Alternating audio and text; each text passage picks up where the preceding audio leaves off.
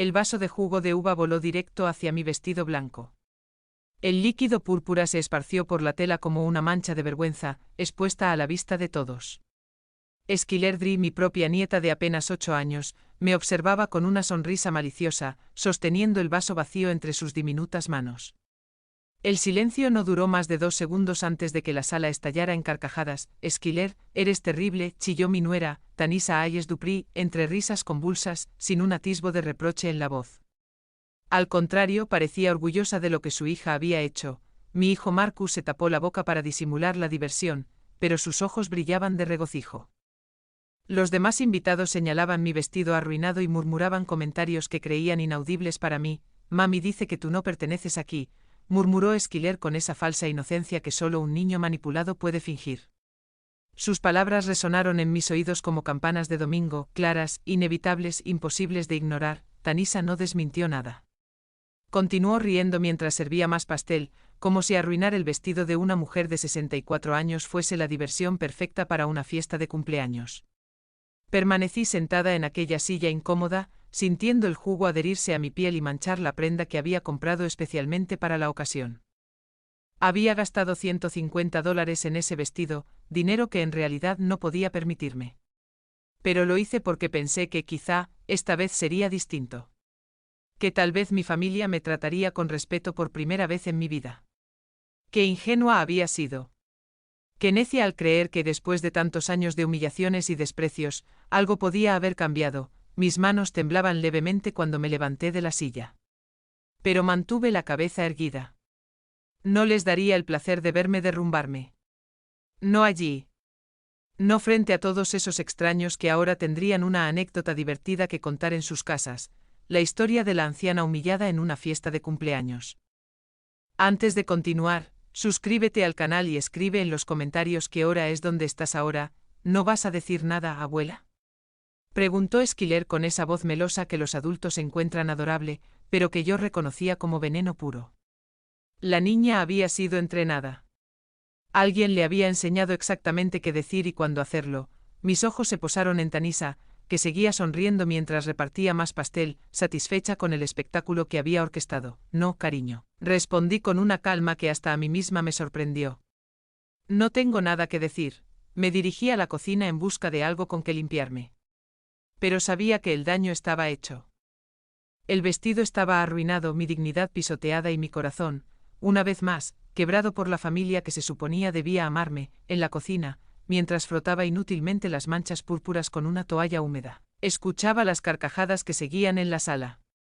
Alguien había subido el volumen de la música, como si quisieran celebrar mi humillación con banda sonora incluida. Mis manos se movían de manera automática, pero mi mente estaba en otra parte. Recordaba todas aquellas veces que había llegado a las reuniones familiares con esperanza en el corazón, todos esos regalos que nadie apreciaba, los platillos que nadie probaba, el cariño que nunca quisieron recibir. Durante años pensé que el problema era yo. Que quizá no sabía acercarme a mi propia familia. Que tal vez era demasiado vieja o demasiado aburrida para encajar en sus vidas modernas. Pero allí, en esa cocina, con el vestido arruinado y el orgullo en pedazos, por fin comprendí la verdad que me había negado durante tanto tiempo. Ellos no me querían allí. Nunca me habían querido. Yo no era más que una obligación que toleraban por cortesía, un estorbo que debían soportar en fechas señaladas porque era lo correcto. La música en la sala se volvía más alegre, las voces más entusiastas. Mi ausencia parecía haber mejorado la fiesta, como si al fin pudieran relajarse y disfrutar de verdad ahora que la incómoda anciana estaba fuera de su vista. Esquiler probablemente recibiría felicitaciones por su travesura, y Tanisa repetiría la historia una y otra vez, añadiendo adornos dramáticos con cada relato. Dejé la toalla sobre la encimera y me dirigí hacia la puerta principal. Nadie se dio cuenta cuando tomé mi bolso y mis llaves. Nadie me despidió al abrir la puerta. Nadie preguntó si necesitaba ayuda o si estaba bien. Simplemente salí de aquella casa en silencio con el vestido manchado y el corazón, al fin, claro respecto a lo que debía hacer. El aire fresco de la noche golpeó mi rostro al llegar al coche. Mis manos temblaban al buscar las llaves en el bolso, pero ya no era tristeza lo que sentía. Era otra cosa. Era la sensación de alguien que al fin despierta tras un sueño largo y doloroso, me senté en el asiento del conductor y me miré en el retrovisor. La mujer que me devolvía la mirada tenía los ojos secos y una expresión que no había visto en años, determinación. Eso era lo que veía en mi reflejo. Pura y fría determinación, como el hielo de diciembre. No era la primera vez que mi familia me trataba como si fuera invisible. Mientras conducía hacia mi pequeño apartamento, los recuerdos brotaban como agua de una presa rota. Cada semana, durante los últimos 5 años, se había repetido el mismo patrón de humillaciones. Las invitaciones siempre llegaban en el último momento. Como si fuera un pensamiento de sobra. Si ven a cenar el domingo. Nada especial, solo familia. Pero yo sabía que nunca era nada especial para ellos. Yo era el relleno, la pieza que completaba el número en la mesa, para que no se viera tan vacía. Siempre llegaba con algo preparado en casa, un postre que me llevaba horas hornear o un entremés que había visto en alguna revista. Gastaba entre $30 y $50 en ingredientes que apenas podía costear, levantándome a las 5 de la mañana para tener todo listo. Y siempre era lo mismo, mi comida quedaba olvidada en un rincón de la mesa, mientras todos corrían hacia el plato principal traído por otro invitado. «Qué rico se ve», decían, ignorando por completo mi aporte. Al final de la tarde mi recipiente regresaba casi intacto con apenas 1 o 2 porciones tomadas por pura cortesía. Recordé el cumpleaños de Marcus el año pasado. Había gastado $200, que no tenía, en un reloj que él había mencionado querer. Tomé 2 autobuses hasta el centro para llegar a la joyería, porque no podía pagar un taxi. Regresé con los pies hinchados y el corazón rebosante de expectativas. Creí que, quizá, mi regalo sería el que más lo emocionara. Cuando llegó el momento de abrirlos, Marcus desató el mío al final, como por mero trámite. «Gracias, mamá», murmuró sin mirarlo siquiera. Y lo dejó sobre la mesa para continuar con el obsequio de Tanisa. Ella le había comprado una camisa que costó la mitad de lo que yo había gastado, pero se la probó de inmediato y pasó el resto de la tarde presumiéndola ante los invitados. Mi reloj quedó olvidado entre papeles arrugados y servilletas usadas. Nadie más lo vio, nadie preguntó cuánto había costado ni de dónde lo había sacado. Para ellos era solo otro presente de la vieja Essie, algo esperado, sin emoción ni gratitud. Las celebraciones de Esquiler eran aún peores. Cada vez que tenía una obra escolar o una competencia de natación, yo era la única que no recibía invitación formal. Me enteraba por casualidad. Al escuchar a Marcus mencionarlo por teléfono, y debía preguntar con timidez si podía asistir. «Claro, mamá, puedes venir si quieres», decía siempre con ese tono que dejaba claro que mi presencia era opcional y poco deseada. Llegaba a esos eventos con flores compradas con el dinero de mi despensa, siempre relegada a los asientos del fondo, mientras Marcus y Tanisa ocupaban los mejores lugares en primera fila. Cuando Esquiler subía al escenario o se paraba en el podio, yo aplaudía más fuerte que nadie, con el corazón desbordado de orgullo por mi única nieta. Pero después, al tomarse las fotos familiares, siempre me dejaban fuera del encuadre. «Es solo para los padres», explicaba Tanisa con esa sonrisa falsa que había perfeccionado con los años. Yo me apartaba y observaba cómo posaban en docenas de imágenes que luego subían a las redes sociales. En ninguna de ellas había rastro de que Esquiler tenía una abuela que la adoraba y que había estado allí, apoyándola desde las gradas. Las reuniones de los domingos en casa de Marcus eran auténticos ejercicios de resistencia emocional. Llegaba puntualmente a las 12, como me habían enseñado toda la vida, pero la comida nunca estaba lista antes de las 3. Mientras esperaba, me sentaba en la sala a mirar cómo Marcus jugaba videojuegos con Esquiler o cómo Tanisa hablaba por teléfono con sus amigas sobre planes en los que yo nunca estaba incluida. «¿Puedo ayudar en algo en la cocina?», ofrecía siempre. Tanisa me rechazaba con un ademán de la mano. «No te preocupes, Essie. Todo está bajo control». Así pasaban las horas, sintiéndome como un mueble viejo que nadie quería, pero que nadie se atrevía a tirar. Cuando al fin servían la comida, siempre me tocaba la silla más incómoda, casi siempre junto a la cocina, para poder levantarme a ayudar si era necesario. Las conversaciones fluían a mi alrededor como el agua esquiva a una roca. Hablaban de personas que yo no conocía, de lugares a los que nunca había ido, de planes en los que jamás me incluían. «¿Recuerdas cuando fuimos a ese restaurante nuevo el mes pasado?», preguntaba Marcus, y Tanisa comenzaba a relatar con entusiasmo los detalles de una cena familiar a la que yo nunca había sido invitada. Yo masticaba en silencio preguntándome por qué seguía yendo a esas reuniones que solo servían para recordarme lo poco que significaba en sus vidas, pero lo peor de todo era la Navidad. Durante años llegué a gastar hasta $500 en regalos para Marcus, Tanisha y Skyler. Dinero que tenía que ahorrar durante meses trabajando horas extras en mi empleo de medio tiempo en la oficina. Cada obsequio lo envolvía con esmero en papeles costosos y lazos elegantes, escribiendo tarjetas personales con mensajes llenos de cariño. Sus regalos para mí, en cambio, llegaban sin envolver o apresuradamente envueltos en papel de periódico. Casi siempre eran cosas compradas a última hora en una tienda de rebajas. O peor aún, objetos que ya no querían y decidían darme. Una vez, Tanisha me regaló una crema facial usada, explicando que a ella no le había servido, pero que quizá a mí me gustaría. Yo sonreí y les agradecí como si fuera el obsequio más maravilloso del mundo, porque eso era lo que se esperaba de mí, ser agradecida, humilde, aceptar las migajas de afecto que decidían darme y fingir que eran un banquete. Ahora, sentada en mi coche frente a mi edificio con el vestido arruinado por el jugo de uva de Skyler, podía ver toda la situación con una claridad cristalina. No era amor lo que me mantenía asistiendo a esas reuniones. Era miedo. Miedo a estar completamente sola. Miedo a admitir que la familia por la que tanto había sacrificado durante tantos años en realidad no me quería. Pero esa noche algo había cambiado dentro de mí.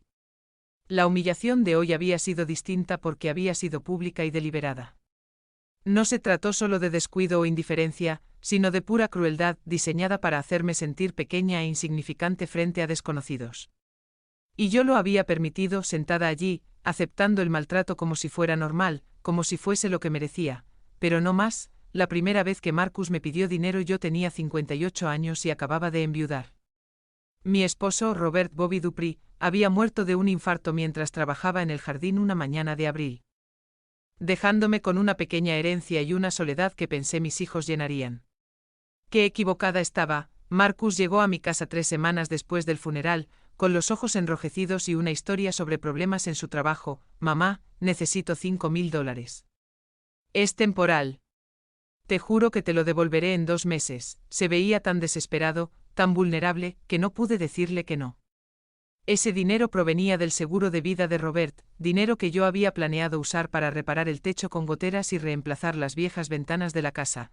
Los 2 meses se convirtieron en 6, luego en 1 año. Cuando por fin me atreví a preguntarle por el dinero, Marcus se enfureció conmigo. ¿En serio me vas a presionar por dinero cuando acabas de enviudar? Pensé que querías ayudar a tu familia. La culpa me devoró durante semanas. Quizás estaba siendo egoísta. Quizás una buena madre no debía preocuparse por el dinero cuando su hijo estaba en apuros. Ese fue solo el primero de muchas emergencias que exigieron mi ayuda económica. Al año siguiente necesitó $3.000 para pagar una deuda de tarjeta de crédito. Después fueron 2.000 para cubrir el depósito de un apartamento más grande, luego 100 para arreglar el coche. Cada vez me prometía devolverlo y cada vez yo terminaba esperando meses sin ver regresar un solo dólar, pero lo que más dolía no era perder el dinero. Era el modo en que me trataban después de cada préstamo. En lugar de gratitud, recibía indiferencia. En lugar de respeto, esa actitud condescendiente que dejaba claro que esperaban mi ayuda como un derecho, no como un acto de generosidad. Recuerdo con nitidez el día en que Tanisha me pidió firmar como aval para su primera casa. Apenas tenía 23 años y carecía de historial crediticio suficiente. Essie, necesitamos que firmes estos papeles. Es solo un trámite. No tendrás que pagar nada. Solo necesitamos tu nombre para que el banco apruebe el préstamo. Me llevaron a la oficina bancaria vestida con mi mejor traje, el mismo que había usado en el funeral de Robert. El funcionario explicó los términos del contrato, pero yo apenas comprendí la mitad.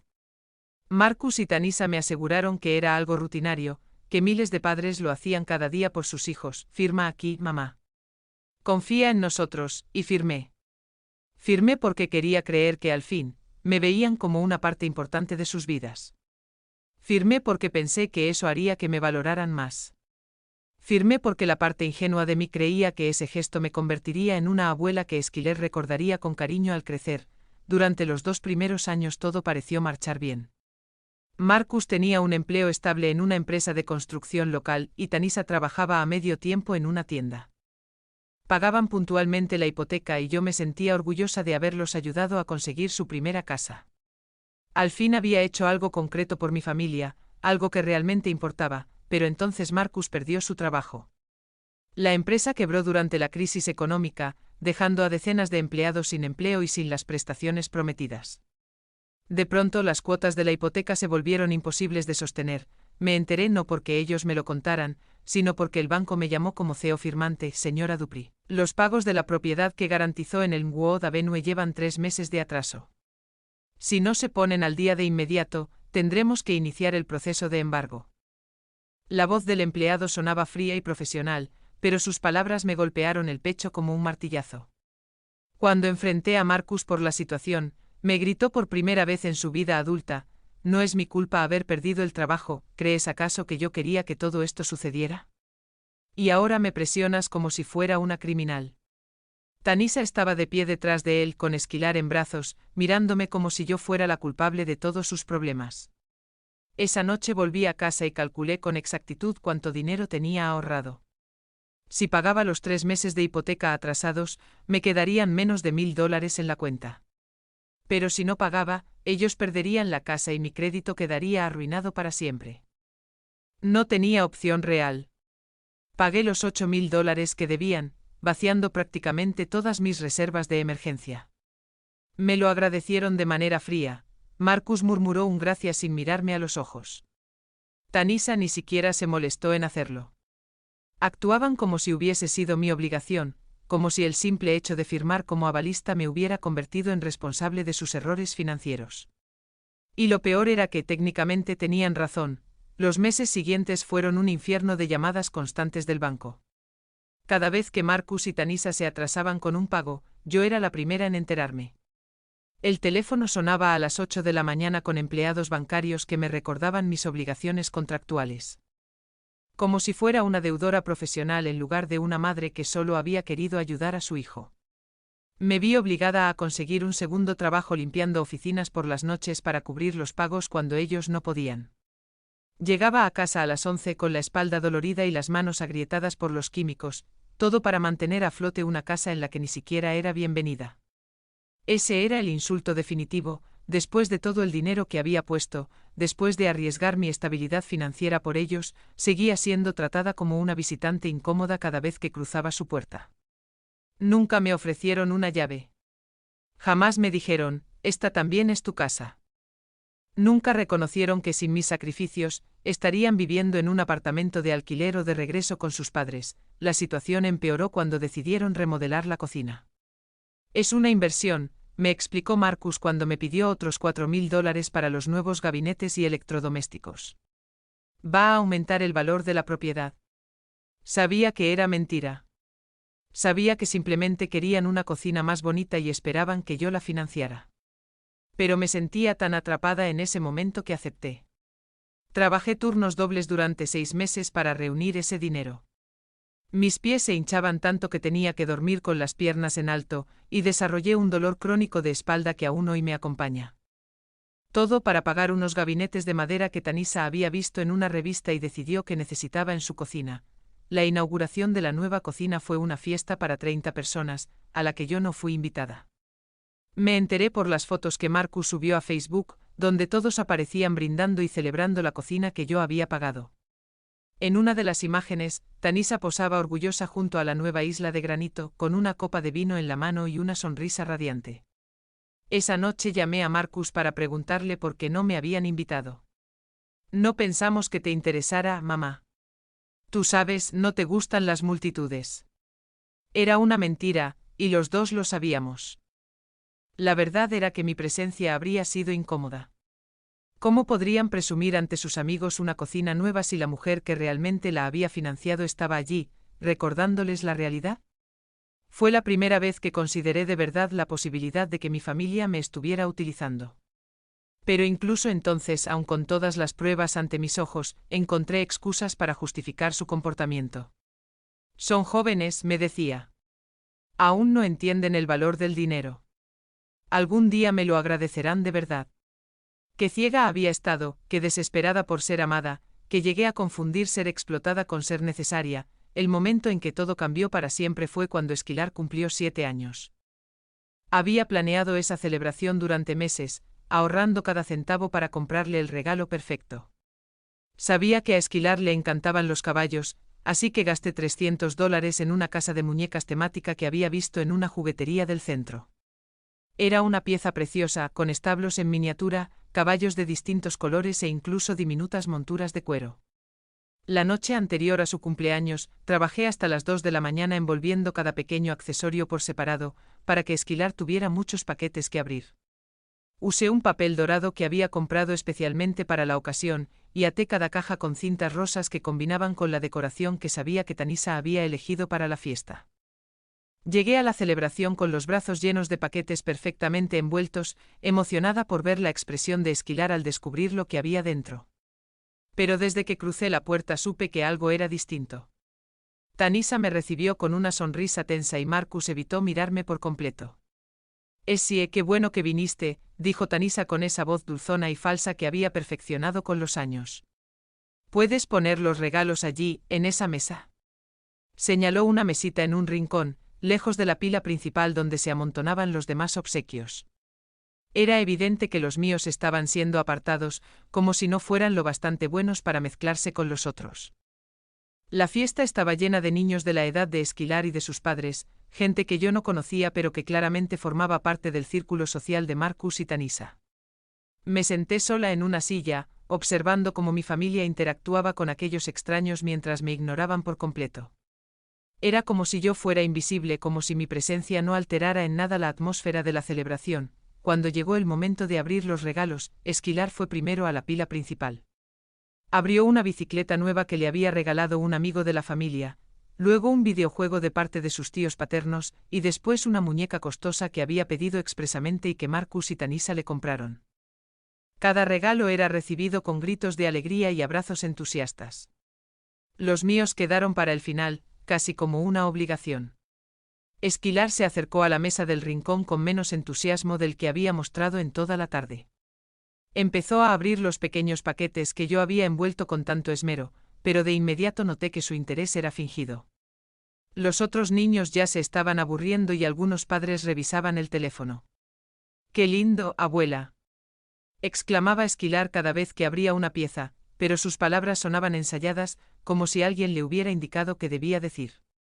No había gritos de emoción, ni esa mirada genuina de asombro que había mostrado con los otros regalos. Solo cortesía forzada y sonrisas que no alcanzaban sus ojos. Lo que más me dolió fue darme cuenta de que Esquilar ni siquiera comprendía que todas las piezas formaban un conjunto. Para ella, cada paquete era un obsequio independiente sin relación con los demás. La casa de muñecas ecuestre que yo había imaginado como una experiencia mágica de juego se convirtió en una colección desordenada de piezas sueltas que carecían de sentido. ¿Puedo ir a jugar con mi bicicleta nueva?, preguntó antes de terminar de abrir el último paquete. Tanisa asintió de inmediato y todos los niños salieron corriendo al jardín, dejando mis regalos esparcidos sobre la mesa, como si fueran basura que alguien tendría que recoger después. Me quedé allí viendo cómo las piezas de mi regalo perfecto quedaban abandonadas entre el papel arrugado y las cintas deshechas. $300 tirados a la basura.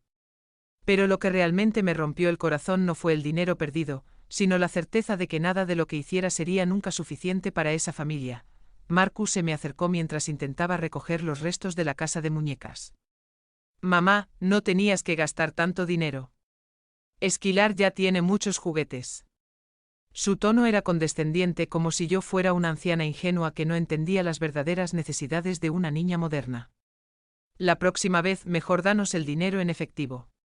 Es más práctico». Esas palabras me golpearon como un puñetazo en el estómago. Después de todos esos años de préstamos, avales y sacrificios financieros, Marcus tuvo el descaro de sugerir que simplemente les diera dinero directamente, en lugar de molestarme en buscar regalos con verdadero significado. Para él, yo me había convertido en nada más que un cajero automático con piernas. Aquella noche, al regresar a casa con los restos de la casa de muñecas que Esquilar había despreciado, me senté en mi cocina y lloré por primera vez en meses. No lloré por el dinero gastado ni por el regalo rechazado. Lloré porque al fin comprendí que en esa casa no era una abuela querida, sino una proveedora conveniente. Tolerada solo mientras resultara financieramente útil, los meses siguientes fueron una sucesión de peticiones cada vez más descaradas. Marcus necesitaba dinero para reparar el aire acondicionado. Tanisha quería que pagara las clases de piano de Esquilar. Después surgió la necesidad de un nuevo uniforme para la escuela privada a la que habían decidido inscribirla sin consultarme, pese a que yo ya financiaba una parte significativa de sus estudios. Cada solicitud venía acompañada de la misma actitud: era mi deber como madre y abuela proporcionar esos fondos. Nunca se presentaban como favores, ni como préstamos que algún día serían devueltos. Eran exigencias disfrazadas de peticiones familiares. La gota que colmó el vaso llegó cuando Tanisha me pidió pagar sus vacaciones familiares de verano. Esquilar nunca ha visto el mar, explicó con esa voz manipuladora que había perfeccionado con los años.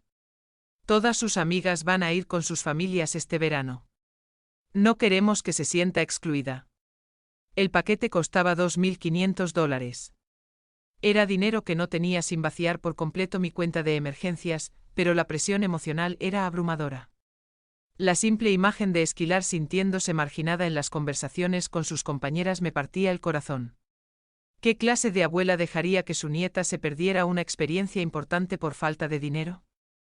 Pagué las vacaciones, trabajando turnos extra durante 3 meses para cubrir ese gasto sin quedarme totalmente sin ahorros.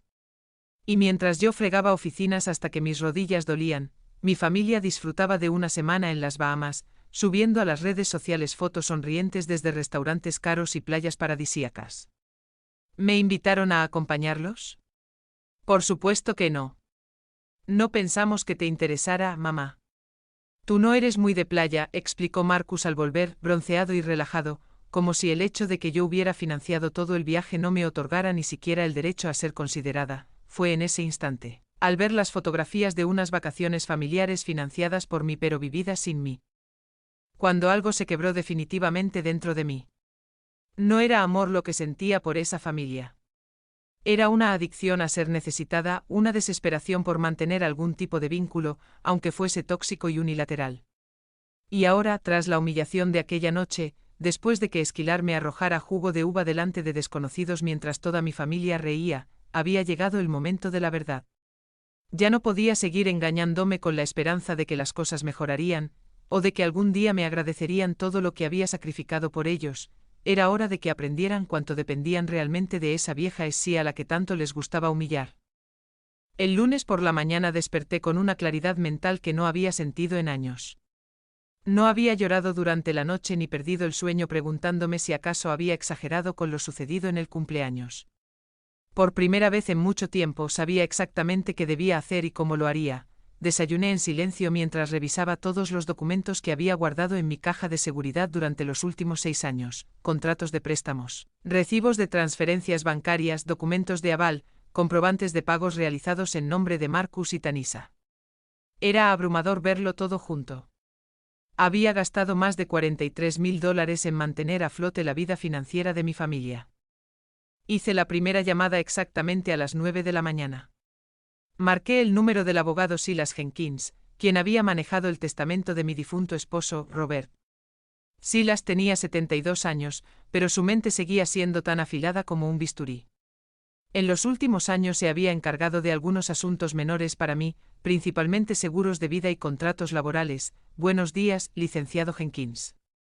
Habla Stella Dri. Necesito que me ayude con un asunto urgente de familia. Quiero revisar todas las implicaciones legales de retirar mi nombre como cofirmante de la hipoteca de la casa de mi hijo.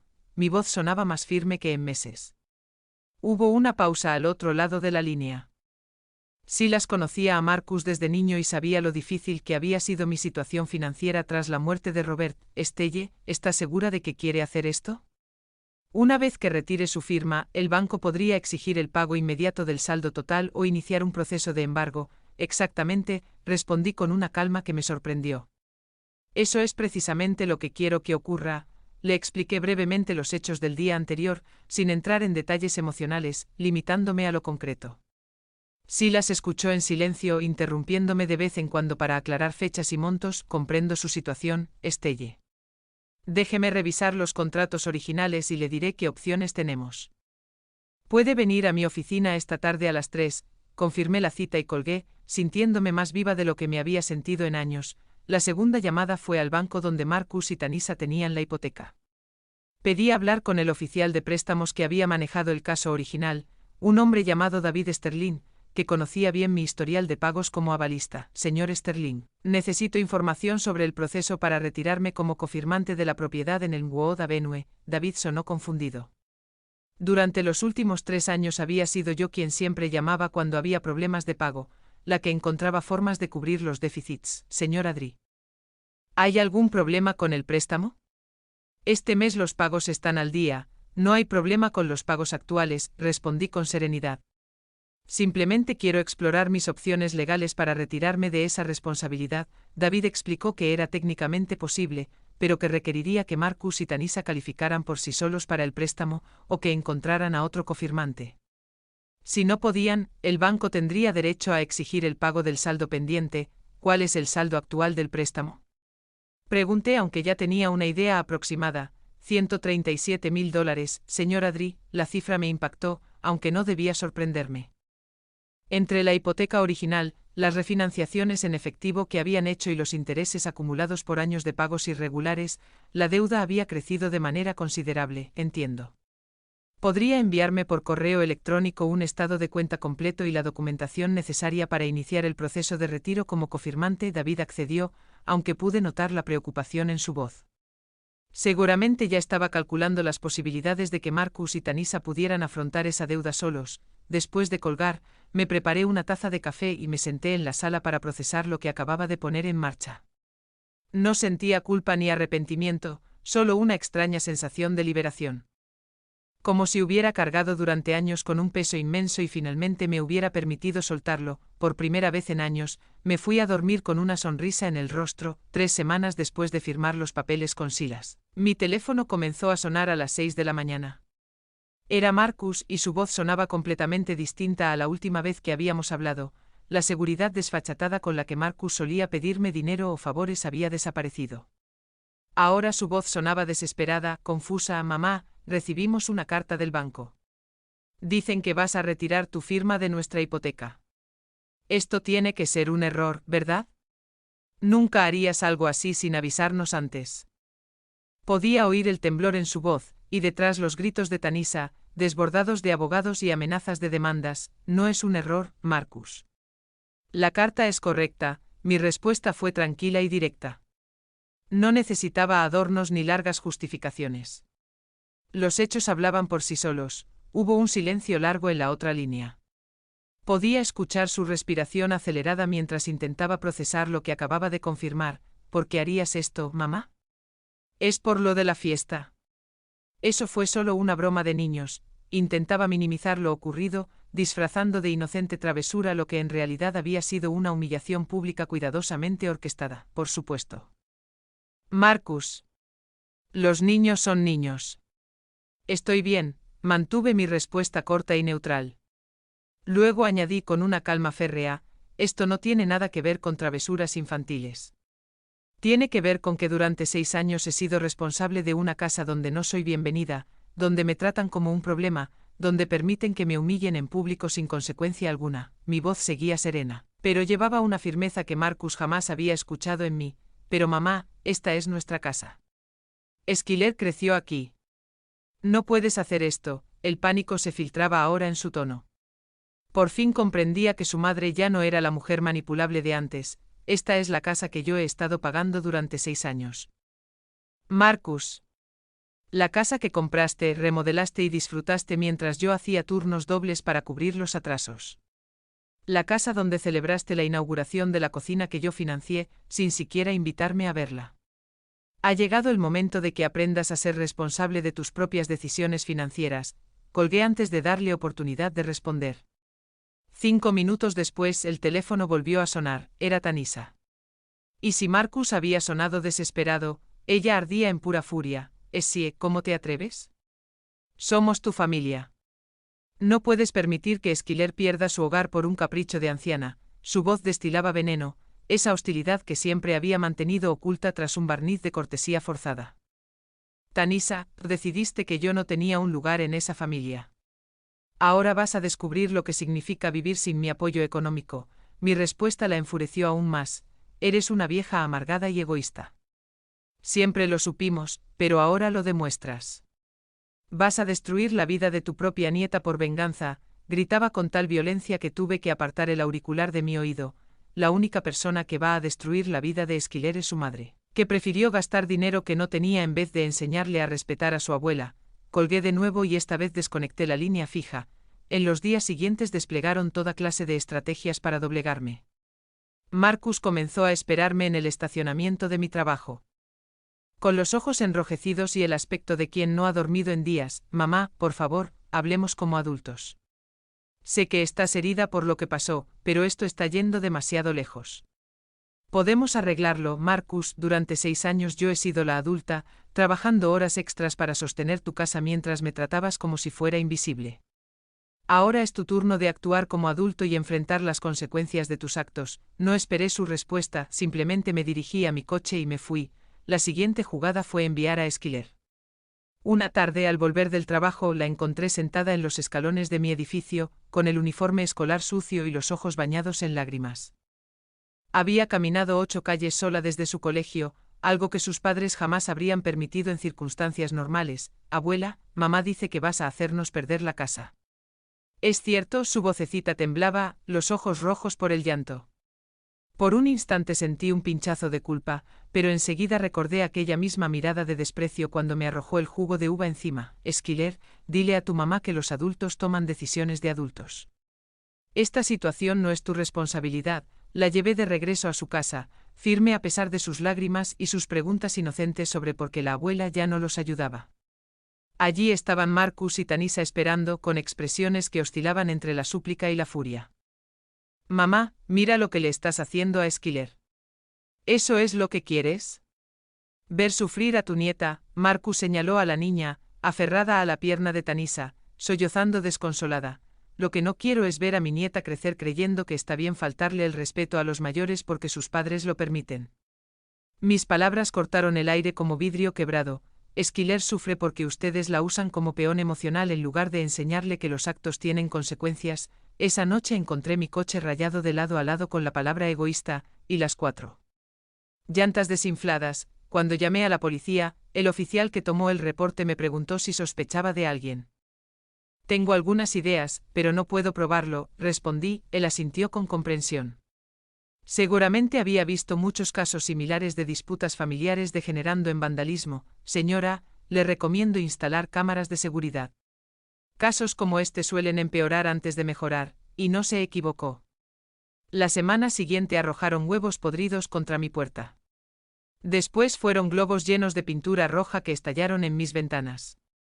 Incidentes menores, sí, pero lo bastante claros para demostrar que alguien quería que me sintiera acosada en mi propio hogar. Marcus incluso comenzó a aparecer en los lugares donde trabajaba, esperándome a la salida de los edificios de oficinas que limpiaba de noche. Mamá, esto es ridículo. Somos familia. Las familias no se destruyen por malentendidos, pero su tono ya no era suplicante. Había en él una amenaza velada, la insinuación de que las cosas podrían empeorar si no cedía. Marcus, las familias tampoco humillan a sus madres delante de extraños. Si de verdad quieres arreglarlo, empieza por pedir disculpas de verdad y demostrar que entiendes lo que hiciste mal. Ya pedimos disculpas, ¿qué más quieres? La frustración hervía en su voz. Marcus, nunca pediste disculpas. Lo que hiciste fue minimizar lo ocurrido y culparme a mí por ser demasiado sensible. Mi respuesta lo enfureció visiblemente. Bien. Lo siento. ¿Contenta ahora? Ahora retira tu nombre de la hipoteca y deja de arruinarnos la vida. Gritaba tan fuerte que varios empleados salieron del edificio a observar la escena. Eso no es una disculpa, Marcus. Eso es rabia disfrazada de remordimiento. Una disculpa verdadera requiere entender por qué lo que hiciste estuvo mal y demostrar un cambio de conducta, no solo repetir palabras porque quieres algo a cambio. Me alejé hacia mi coche, dejándolo gritar obscenidades en el estacionamiento. Aquella misma noche, al llegar a casa, encontré todas las llantas de mi auto rajadas y el parabrisas destrozado. Esta vez no había duda, alguien había decidido escalar la guerra. La nota pegada en mi puerta lo confirmó. Última oportunidad, vieja loca. Firma los papeles o las cosas van a empeorar. Por primera vez en semanas, sentí una chispa de duda.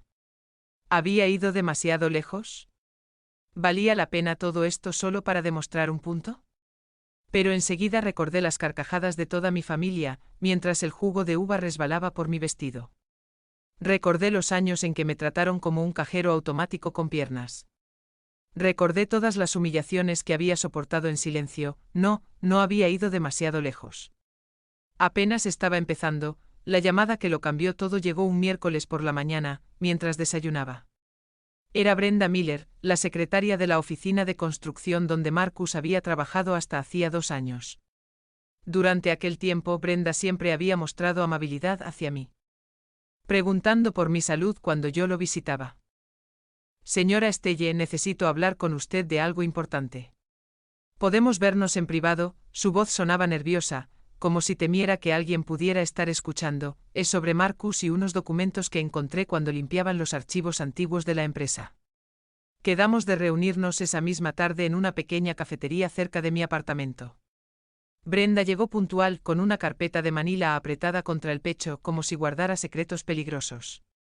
Se sentó frente a mí y pidió un café con manos temblorosas antes de hablar. Señora Estelle, lo que estoy a punto de mostrarle podría traerme problemas, pero creo que usted tiene derecho a saberlo. Abrió la carpeta y sacó varias fotocopias. Cuando Marcus trabajaba con nosotros, manejaba cuentas de materiales y proveedores. Encontramos estas facturas falsificadas que él presentó para recibir reembolsos por compras que nunca se realizaron. Los documentos mostraban alteraciones claras en su propia letra. Una factura de madera de $300 había sido modificada a 1,300, otra de cemento de 200 a 700. Había al menos 15 documentos, todos con pruebas evidentes de fraude. ¿Cuánto dinero tomó en total? Pregunté con una calma extraña, desproporcionada a la magnitud de lo que veía.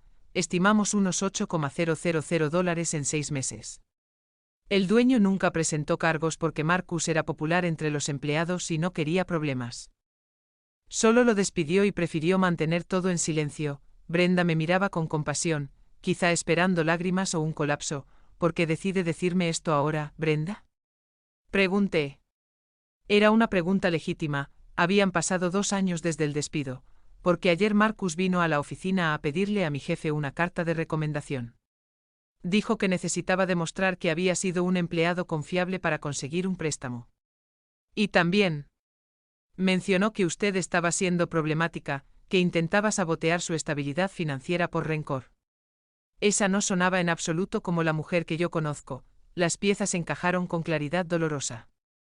Marcus necesitaba desesperadamente esa carta porque sabía que, sin mi firma como aval, debía demostrar ingresos estables y fiabilidad financiera para conservar la casa.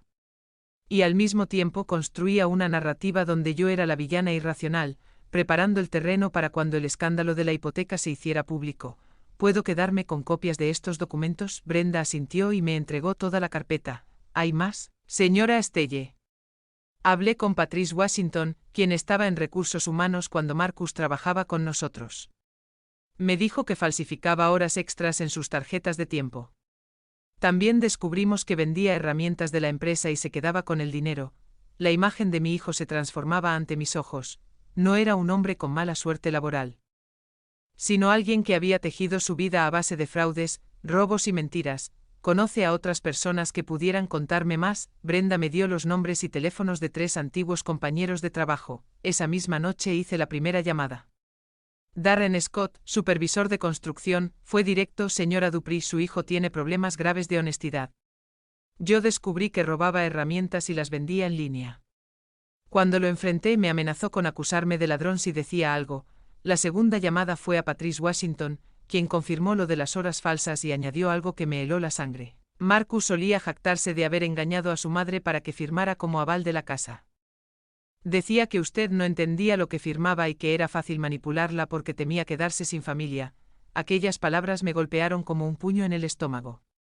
No solo había sido víctima de fraude económico, también de una manipulación emocional calculada. La tercera llamada fue a Leonard Bell, contador de la empresa. Señora Estelle, Marcus me pidió que falsificara documentos de ingresos hace unos meses. Me ofreció $500 para crear estados que mostraran ingresos inexistentes. Por supuesto, me negué, pero temo que haya encontrado a alguien menos escrupuloso que aceptara. Esa noche extendí todos los documentos sobre la mesa de mi sala. Ya no era solo mi hijo quien me había engañado. Era toda una red de mentiras que se remontaba años atrás. El dinero que yo enviaba para emergencias probablemente se debía a despidos por robos, no a mala suerte económica. Al día siguiente, llevé todo el expediente a Silas Jenkins. Sus ojos se agrandaban a medida que revisaba cada prueba, cada testimonio. Estelle, esto es muy serio. Su hijo no solo ha cometido fraude contra empleadores anteriores, también la ha defraudado a usted. Con estas pruebas podría presentar cargos criminales si así lo quisiera. Silas, no quiero denunciar a mi propio hijo, pero sí quiero que esta información quede registrada legalmente en caso de que Marcus intente demandarme o crear problemas por mi retiro como aval. Él asintió con comprensión. Podemos preparar una declaración jurada con toda esta evidencia y tenerla lista. También recomiendo avisar al banco sobre la posible falsificación de documentos de ingresos. Esa tarde, al regresar a casa, encontré a Marcus esperándome en el estacionamiento. Pero esta vez no estaba solo. Lo acompañaban dos hombres a los que no conocía, ambos con aspecto intimidante y actitud amenazante. Mi primer instinto fue dar media vuelta y marcharme. Pero algo dentro de mí me dijo que huir sería darles exactamente la reacción que esperaban. Mamá, ellos son mis amigos Alfred y Manny. Entienden de negocios y de familia, y creen que deberías reconsiderar tu decisión sobre la casa. Marcus sonaba distinto, más frío, más calculador que en nuestras conversaciones anteriores. Uno de los hombres se me acercó con una sonrisa que no alcanzaba a iluminar sus ojos. Señora Estelle, dijo con fingida cordialidad, su hijo nos ha contado lo de su situación familiar. Nosotros creemos en la importancia de mantener a las familias unidas. Quizá podamos ayudarla a resolver este malentendido. No hay ningún malentendido, caballeros, respondí con firmeza, aunque el corazón me golpeaba con violencia en el pecho. Hay una decisión tomada después de años de maltrato por parte de mi propia familia. El segundo hombre soltó una carcajada seca, con una mueca cruel en los labios. A veces las personas mayores se confunden sobre lo que es mejor para todos. Tal vez necesite que alguien le abra los ojos. Fue en ese instante cuando comprendí que Marcus había cruzado un límite que jamás imaginé que traspasaría. Estaba dispuesto a recurrir a la intimidación física contra su propia madre con tal de conseguir lo que quería. Lo que él no sabía era que yo tenía armas que nunca sospechó que poseía. Marcus, le dije, clavándole la mirada, dile a tus amigos que se marchen y dile a tu esposa que las amenazas y el vandalismo terminan hoy mismo. O toda la información que tengo sobre tus fraudes irá directa a las autoridades competentes. La expresión en su rostro cambió de inmediato. ¿De qué estás hablando? Saqué el teléfono y le mostré la foto de uno de los documentos falsificados que Brenda me había entregado, de esto. Y de mucho más. Ahora lárguense de mi propiedad antes de que llame a la policía. Por primera vez en nuestra vida, yo era quien tenía todo el poder. La citación llegó un martes por la mañana. Una demanda formal interpuesta por Marcus y Tanisa en mi contra, acusándome de abandono malicioso de la familia y de destrucción intencionada de los bienes familiares. Habían contratado a un abogado llamado Artur Treviño, aparentemente especializado en disputas familiares y supuestos casos de manipulación de ancianos, cuando mostré los documentos a Silas. Él rió por primera vez desde que había comenzado a llevar mi caso. Estelle, esto es exactamente lo que esperábamos. Al demandarla, nos han abierto la puerta para presentar toda la evidencia que tenemos sobre los fraudes de Marcus. La demanda alegaba que yo había abusado de mi posición como cofirmante para manipular emocionalmente a una joven familia, y que había usado el chantaje financiero como venganza personal. Según el escrito, yo era una anciana confundida y rencorosa que estaba destruyendo la estabilidad de su nieta por resentimientos irracionales. Silas, ¿de verdad creen que van a ganar este caso? Pregunté incrédula ante la ridiculez de las acusaciones. Aunque consciente de que el sistema legal a veces actuaba de manera imprevisible, no esperan ganar, Estelle. Lo que esperan es presionarla para que se asuste y retire la cancelación de la cofirma antes de llegar a juicio. Es una táctica de intimidación legal. Lo que ellos no saben, dijo mientras organizaba nuestros documentos sobre su escritorio, es que tenemos pruebas suficientes no solo para defendernos, sino para interponer una contrademanda por fraude y restitución. La preparación para el juicio tomó 3 intensas semanas. Silas contactó a Brenda Miller, Darren Scott, Patrice Washington y Leonard Bell como testigos. También obtuvo documentos oficiales del banco que demostraban todos los pagos que yo había hecho como cofirmante en los últimos 6 años, un total de 23.400 dólares que Marcus y Tanisa no habían podido cubrir. El día del juicio, me presenté en el tribunal con mi mejor traje negro y una carpeta llena de copias de toda la evidencia. Marcus y Tanisa estaban sentados al otro lado de la sala junto a su abogado, evitando mirarme. Ella lucía un vestido conservador y un gesto ensayado de víctima. Marcus, en cambio, no lograba disimular la tensión. La jueza, una mujer de unos 50 años llamada Honorable Evelyn Thorne, había leído todos los documentos previos y parecía tener poca paciencia con los casos que consideraba disputas familiares frívolas. Su primera pregunta fue directa: señor Treviño, explíqueme exactamente qué derecho violó la señora Dri al ejercer su facultad legal de retirar su firma de un préstamo hipotecario. El abogado de Marcus titubeó antes de responder: Su señoría, nuestra posición es que la señora Dri está utilizando este derecho con malicia, con la intención específica de causar un perjuicio emocional y financiero a su familia. Entiendo su posición, señor Treviño, pero, de citar algún precedente legal que establezca que ejercer un derecho legítimo se convierte en ilegal por las motivaciones emocionales de la persona. El gesto de la jueza dejaba claro que no estaba impresionada. Cuando llegó el turno de Silas, presentó primero la cronología completa de mi apoyo financiero a Marcus y Tanisa. Su señoría, la señora Dri no actúa por malicia.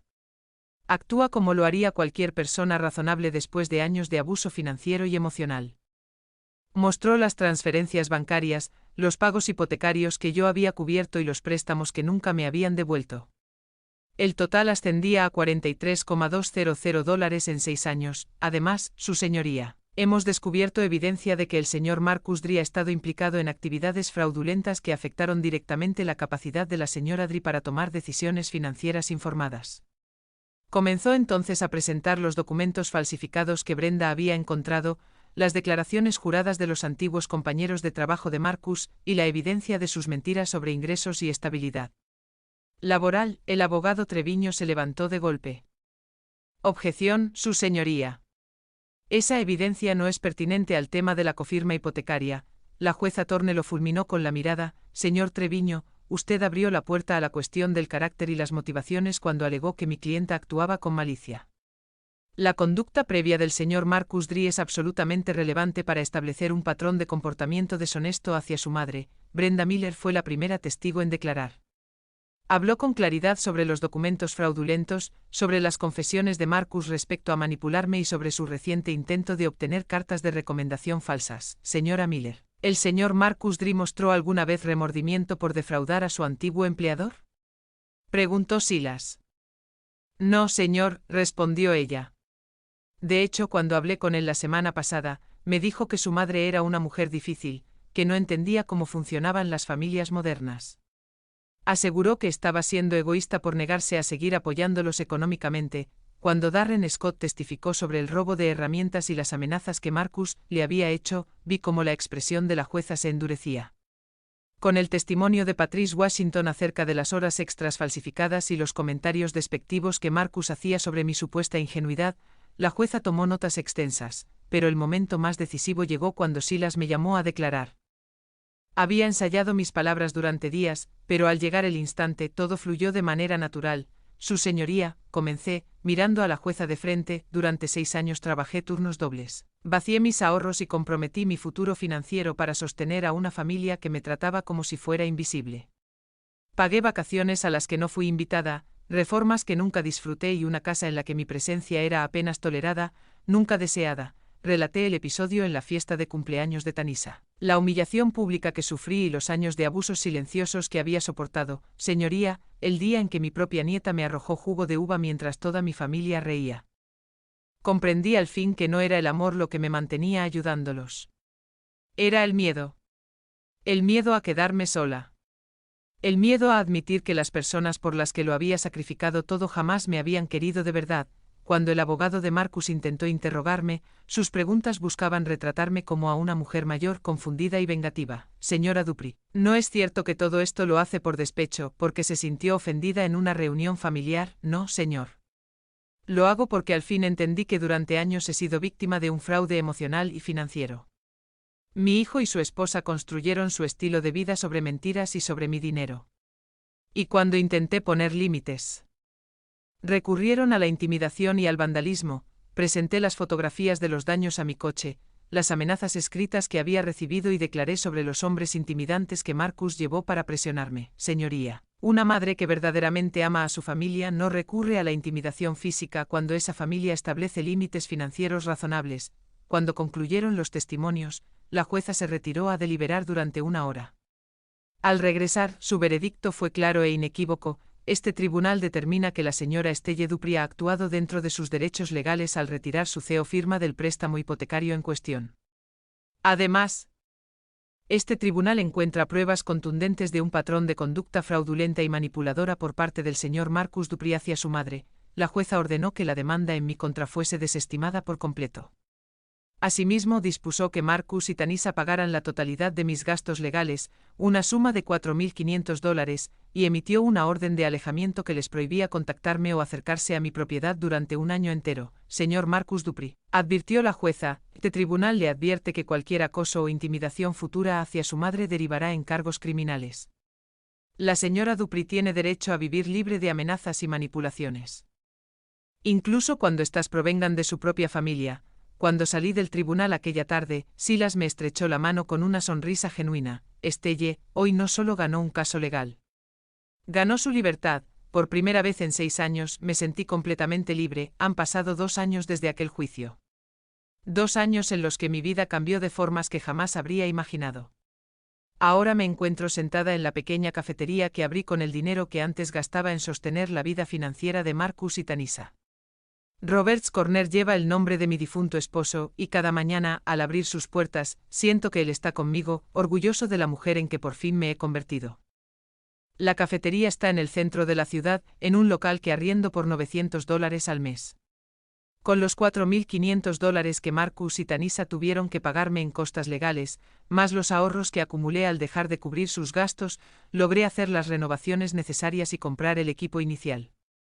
No es un lugar lujoso, pero es mío. Las paredes están pintadas en un cálido tono crema, hay plantas en cada rincón y una suave música de jazz crea un ambiente acogedor.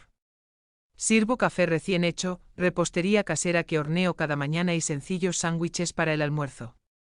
Mis clientes habituales son oficinistas de la zona, estudiantes universitarios y parejas mayores que disfrutan de un espacio tranquilo. Brenda Miller se convirtió en mi primera empleada a medio tiempo. Después de testificar a mi favor, perdió su trabajo en la oficina de construcción porque su jefe temía represalias de otros empleados corruptos. Señora Estelle, me dijo cuando le ofrecí el puesto, trabajar para usted es un honor. Al fin puedo servir a alguien que valora la honestidad. La cafetería genera lo suficiente para cubrir mis gastos y me permite ahorrar un poco cada mes. No es una fortuna, pero es una estabilidad honesta, construida con mis propios esfuerzos y no con la manipulación de otros. Cada dólar que entra en mi caja es limpio, ganado con trabajo duro y trato justo hacia mis clientes. Las mañanas son mi momento favorito. Llego a las 5:30 para hornear la repostería del día. El aroma a canela y café llenando el espacio vacío me da una paz que no había sentido en años. Ya no suena el teléfono con emergencias financieras de la familia, ya no hay dramas emocionales, solo el trabajo honesto de crear algo que hace feliz a la gente. Mis clientes habituales se han convertido en una especie de familia elegida. Está doña Hortensia, una mujer de 75 años que viene cada martes y jueves por un café con leche y me habla de sus nietos que viven en otra ciudad. A diferencia de lo que viví con Esquiler, ella los menciona con orgullo, y ellos la llaman con regularidad para preguntar cómo está. También está don Manuel Tar, un viudo de mi edad que cada mañana, a las 8, desayuna antes de ir a su empleo de medio tiempo en una librería. Hemos construido una amistad basada en conversaciones tranquilas sobre libros, cine y la vida en general. No hay drama ni manipulación, solo dos adultos que disfrutan de la compañía del otro sin expectativas tóxicas. Los fines de semana organizo pequeños eventos en la cafetería, noches de lectura de poesía, tardes de juegos de mesa para mayores, y jornadas de intercambio de libros. Son encuentros que atraen a personas que, como yo, han descubierto que la verdadera comunidad se construye sobre el respeto mutuo y los intereses compartidos. No sobre obligaciones familiares impuestas. La orden de alejamiento contra Marcus y Tanisa expiró hace 6 meses, pero no han intentado contactarme. Según lo poco que he sabido, perdieron la casa 3 meses después del juicio. El banco ejecutó la hipoteca, tal como Silas había predicho, y tuvieron que mudarse a un pequeño apartamento en un barrio menos deseado.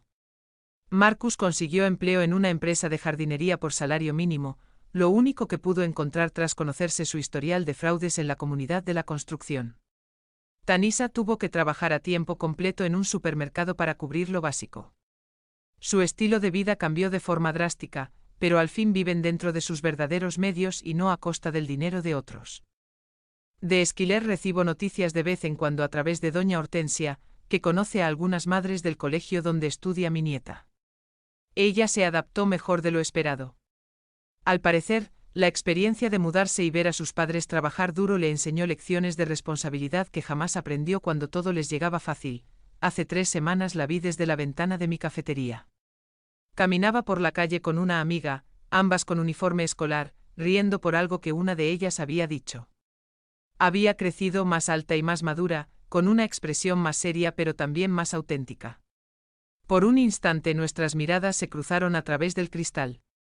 Esquiler se detuvo y me miró durante varios segundos. Vi en sus ojos el reconocimiento, pero también algo parecido a la comprensión. No era la mirada desafiante de la niña que me había arrojado jugo 2 años atrás, sino la de alguien que ha aprendido que los actos tienen consecuencias y que el respeto se gana, no se exige. Levantó apenas la mano, como si quisiera saludarme, pero siguió caminando. No guardo rencor hacia Esquiler. Solo era una niña manipulada por adultos que no supieron enseñarle valores correctos. Ahora los aprende a través de la experiencia directa, que probablemente sea mejor maestra que cualquier sermón que yo pudiera haberle dado. Silas Jenkins me visita una vez al mes. Siempre pide un café negro y una de mis tartas de limón. Estelle me dijo en su última visita: eres el ejemplo perfecto de por qué vale la pena luchar por la justicia. No solo te defendiste, sino que probablemente salvaste a esa familia de seguir un camino que los habría llevado a consecuencias mucho peores. Tenía razón. Al obligar a Marcus y a Tanisha a enfrentar la realidad financiera, les di la oportunidad de construir una vida basada en la honestidad en lugar de la manipulación y el fraude. Fue una lección dura pero necesaria antes de que sus problemas escalaran hacia consecuencias legales más graves. Mi apartamento ya no se siente igual. Dejó de ser un refugio donde me escondía de una familia que me maltrataba. Ahora es mi hogar. Decorado con cosas que me gustan, lleno de libros que disfruto leer y visitado por personas que valoran genuinamente mi compañía. Tengo plantas a las que cuido con esmero, cuadros que elegí porque me hacen sonreír, y una serenidad que proviene de saber que nadie puede manipular mis emociones para quedarse con mi dinero. Los domingos, en lugar de soportar reuniones familiares incómodas, voy a una iglesia pequeña, de mayoría afroamericana, cerca de mi casa. Después del servicio, suelo almorzar con otros miembros de la congregación que se han convertido en amigos sinceros.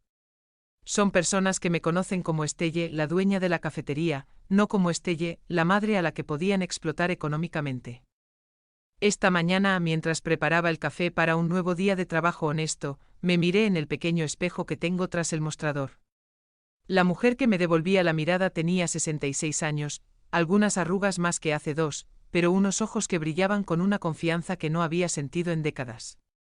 No soy rica.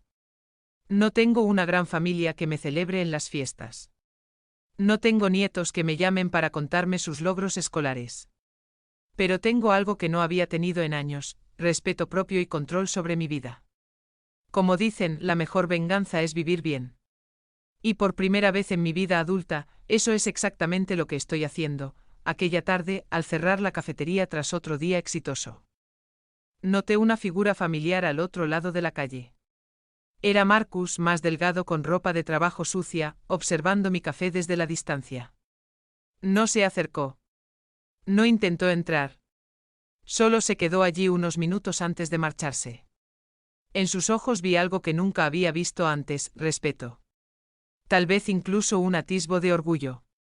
Su madre, la mujer a la que había subestimado durante tantos años, había construido algo propio con sus propias manos. Ya no era la víctima que podía manipular. Era una mujer de negocios independiente que había encontrado su dignidad. Cerré con llave, apagué las luces y caminé de regreso a casa bajo el sol de la tarde. Mañana sería otro día de trabajo honrado.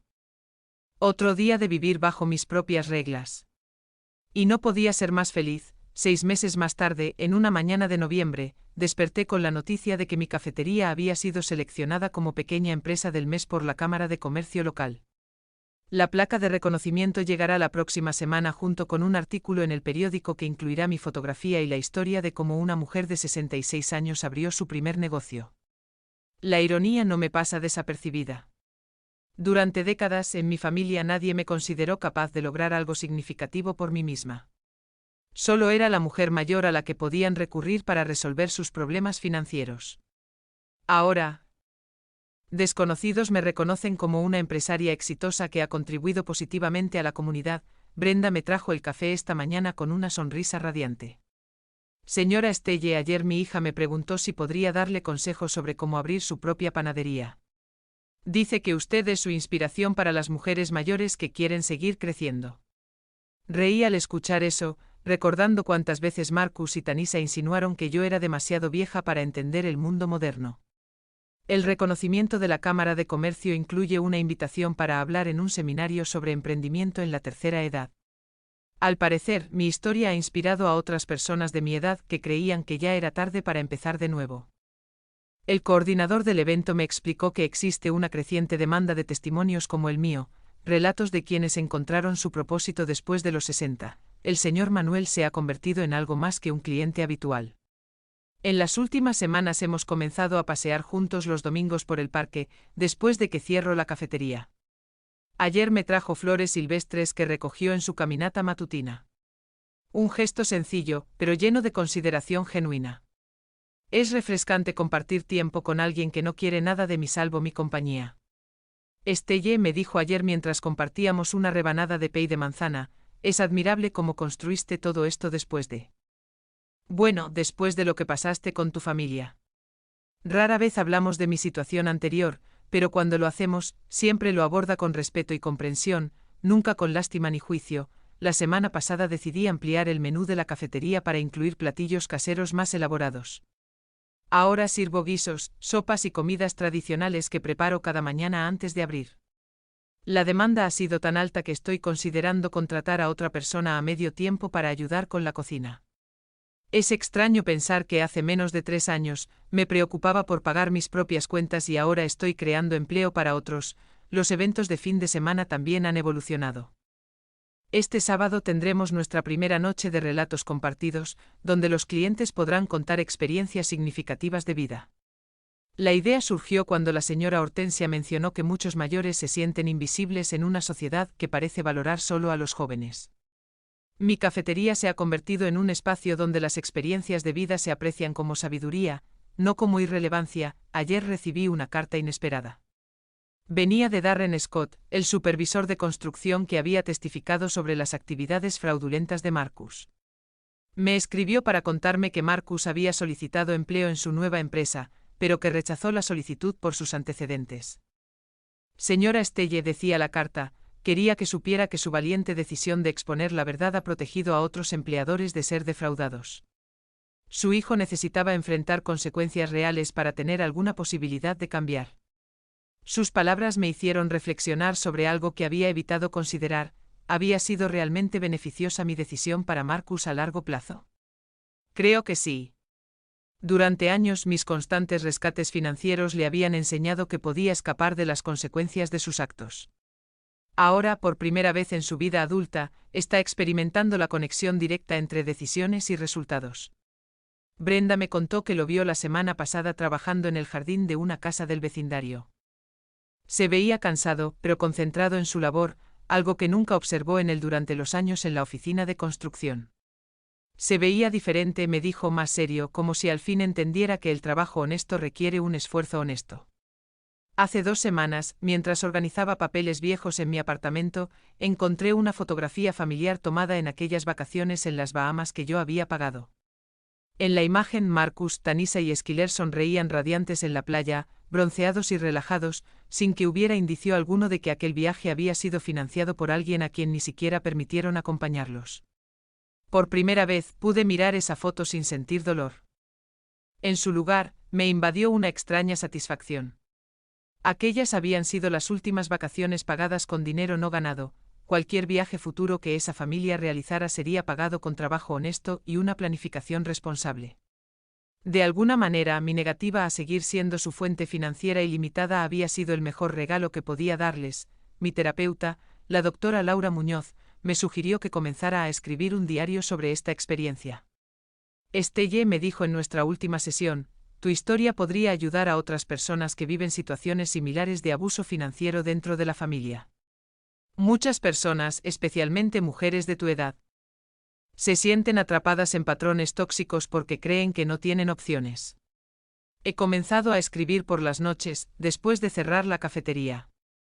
No es fácil revivir tantos años de manipulación y autoengaño, pero también resulta liberador poner en palabras lo que viví y cómo encontré la fuerza para cambiarlo.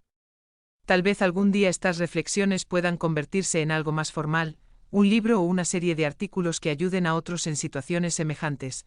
Lo que más me sorprende de esta nueva etapa de mi vida es lo productiva que me siento. Durante años mi energía fue absorbida sin tregua por crisis familiares y emergencias financieras interminables. Ahora, esa misma energía se canaliza en crear, construir y aportar de manera positiva. Es como si hubiera descubierto reservas de creatividad y ambición que habían permanecido dormidas durante décadas. El mes pasado, una joven reportera del periódico local me entrevistó para un artículo sobre mujeres emprendedoras. Durante la conversación, me preguntó si alguna vez me arrepentí de las decisiones drásticas que tomé con mi familia. Mi respuesta fue inmediata: el único arrepentimiento que tengo es haber esperado tanto para valorarme como debía.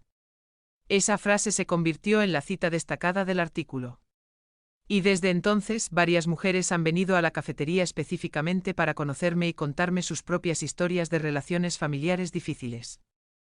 Reconforta saber que no estoy sola en haber vivido este tipo de situaciones, y es empoderador poder ofrecer mi testimonio como ejemplo de que nunca es tarde para recuperar la dignidad. Esta mañana, mientras preparaba la repostería del día, me di cuenta de que noviembre había llegado sin que siquiera pensara en la proximidad de las fiestas navideñas. Durante décadas, esta época del año fue fuente de ansiedad, más gastos familiares, más regalos que no serían valorados, más reuniones donde yo era tratada como una invitada indeseada en mi propia familia. Este año será distinto.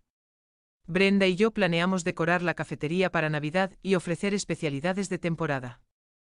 El señor Manuel comentó que no tiene planes específicos para la Nochebuena, y la señora Hortensia me dijo que sus hijos no podrán visitarla este año. Estoy considerando organizar una pequeña cena navideña en la cafetería para los clientes habituales que, como yo, han creado sus propias definiciones de familia basadas en la bondad y el respeto mutuo. La verdad es que me siento más feliz y más completa ahora, a los 66, de lo que me sentí desde los 20. Es un tipo de felicidad diferente al que busqué durante tantos años. No depende de la aprobación ajena ni de sentirme necesaria. Nace desde dentro de saber que he construido algo valioso con mis propias manos y que al fin he aprendido a respetarme. Mañana comenzará otro día de trabajo en mi cafetería. Otro día sirviendo a personas que valoran lo que ofrezco. Otro día viviendo bajo mis propios términos. Y así es exactamente como debe ser. ¿Te gustó mi historia? ¿Y desde qué ciudad me estás escuchando? Conversemos en los comentarios. Si la historia te ha gustado, puedes apoyarme enviando un gracias especial para que pueda seguir compartiendo más relatos como este. Muchas gracias por tu apoyo tan dulce.